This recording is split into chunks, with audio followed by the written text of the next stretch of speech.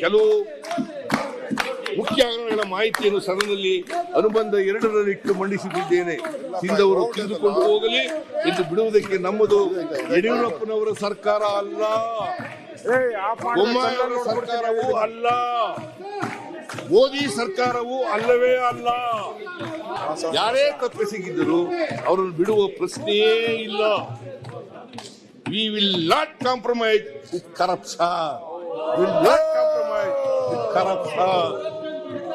ಕಳ್ಳರಿಗೆ immunity ಸಿಕ್ಕಾಗ ಮಾತ್ರ ಬಲಿಸಿಕೊಳ್ಳುತ್ತಾರೆ ಎಂದು ಆಗಲೇ ಹೇಳಿದೆ. ಇಂದಿನ ಇಬ್ಬರು ಮುಖ್ಯಮಂತ್ರಿಗಳ ಕಾಲದಲ್ಲಿ ಈ ಕಳ್ಳರನ್ನು ಮಟ್ಟ ಹಾಕಿದರೆ ಅಥವಾ ಮೋದಿ ಸರ್ಕಾರದ ಕದೀಮ ಬ್ಯಾಂಕ್ ಮ್ಯಾನೇಜರ್ಗಳನ್ನು ಮಟ್ಟ ಹಾಕಿದರೆ ಇಂದು ದೇಶದಲ್ಲಿ ಈ ರೀತಿಯ ಪ್ರಕರಣಗಳು ನಡೆಯುತ್ತಿದ್ದಾವೆ. ದೇಶದ ಎಷ್ಟೊಂದು ಬ್ಯಾಂಕ್ಗಳಲ್ಲಿ ಈ ರೀತಿಯ ಪ್ರಕರಣಗಳು ನಡೆದಿವೆ ಎಂಬ ಮಾಹಿತಿಯನ್ನು RBI ಪ್ರಕಟಿಸಬೇಕು. ಆಗ ಸತ್ಯಾಂಶ ಹೊರಬರುತ್ತದೆ. ಕರ್ನಾಟಕದಲ್ಲಿ ಕಳೆದ 5-6 ವರ್ಷಗಳಲ್ಲಿ ಅನೇಕ ಬ್ಯಾಂಕುಗಳಲ್ಲಿ ಫ್ರಾಡ್ಗಳು ನಡೆದಿದ್ದಾವೆ. ರಾಷ್ಟ್ರೀಕೃತ ಬ್ಯಾಂಕ್ಗಳು ಯಾರ ಅಧೀನದಲ್ಲಿದ್ದಾವೆ? ಈ ಕದೀಮ ಮ್ಯಾನೇಜರ್ಗಳು ಯಾರ ಅಧೀನದಲ್ಲಿದ್ದಾರೆ?